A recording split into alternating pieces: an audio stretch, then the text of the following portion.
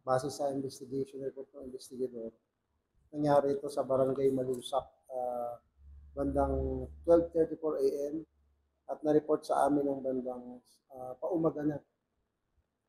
Base sa pangyayari, apat na motor yung magkakasunod na magkakasama sila.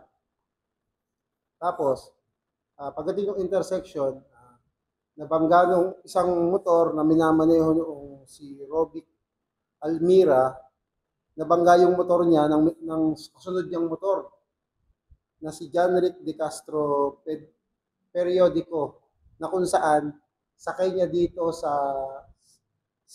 yung asawa niya na si Angel Ann Cardenia at saka yung anak nila na 1 year and 10 months old. After mabangga, noong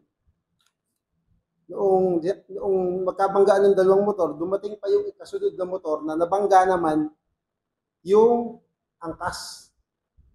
Yung dalawa, yung si Angel Ann Cargente at saka yung bata na bangga naman ng pangatlong motor. After mabangga naman ng pangatlong motor, bumangga naman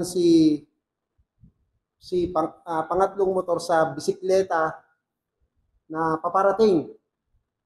After mabangga niya yung bisikleta, yung isa pang motor, bali pang-apat na motor, bumangga rin doon sa bisikleta. Ang nangyari, dead on the spot yung si Angel Cargente na sinasakyan noong motorsiklo na minamaneho ni John Rick Periodico. At nagka-injured naman yung anak nila. Agad itong nirespondihan ng mga barangay tanod at dinala sa ospital. Dead on the spot naman yung pronounced as dead naman sa community hospital yung babaeng si Angel Cargente. Sir, kamusta yung dalawang bata na kapay? Ano nangyari? Injured po sila, nadala rin naman sa paggamit. Pero okay na sila? Okay naman po. Sa iba pang mga-involved, meron pa bang nasaktan? Meron sila mga slight injury lang yung iba. Hindi naman gano'n ko. Ang naging malala lang yung angkas si Angel Cargente saka yung bata. Sir, na-identify natin sa video magkakasama yung apat motorsiklo. Saan po sila galing at sila papunta? Sa ngayon po, hindi namin po kung saan sila nanggaling. Basta ang dumating lang po sa aming report, pauwi na sila. Pauwi sila? Pauwi. Hindi namin alam kung saan nanggaling. Sir, lasing ba yung mga involved? Sa ngayon, pinakukan pa namin, pina-check namin sa doktor kung lasing. Wala pa kaming report kung lasing sila o ano. Kasi wala pa namang result na examination. Yung ang nag-trigger, sir, di ba yung first two na motor? Yung first two na motor, nagkabanggaan. Bakit sila nagkabanggaan, sir, kung sila magkasama sila magkasunod? Magkakasunod, siguro mabibilis yung takbo.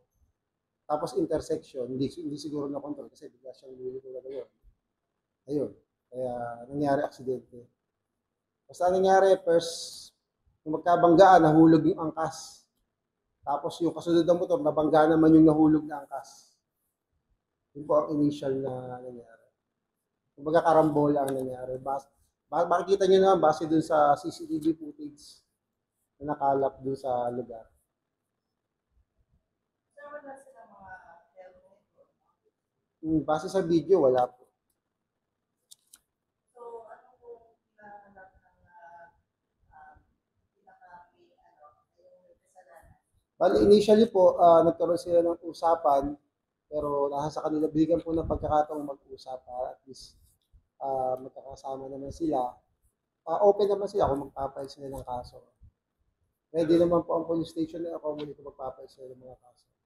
Pero so far, sir, may na-file na kaso or wala? Wala pa po kasi po nag-uusap pa sila. Sir, paano yung isang naunang nakamotor, hindi nila kasama yun doon?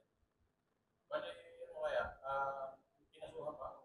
Wala naman po kasi siya naman po yung nabangga, yung kauna-unahang motor. Siya yung nabangga. Siya yung biglang lumiko kasi, di ba? Pabarangay. Siya yung binangga.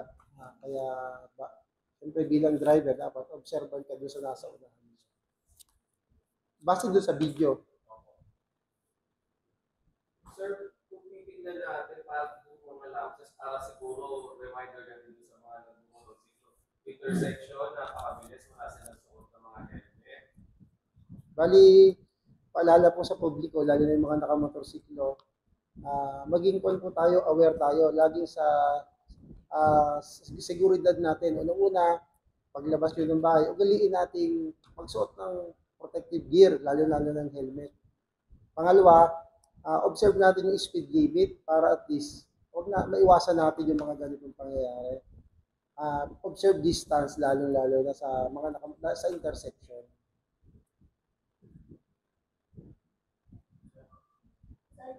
Yung ano po, yung nangyari na bypass operation. Basta na. Yung Kay 23 kay Abby po. 23 grams, ba?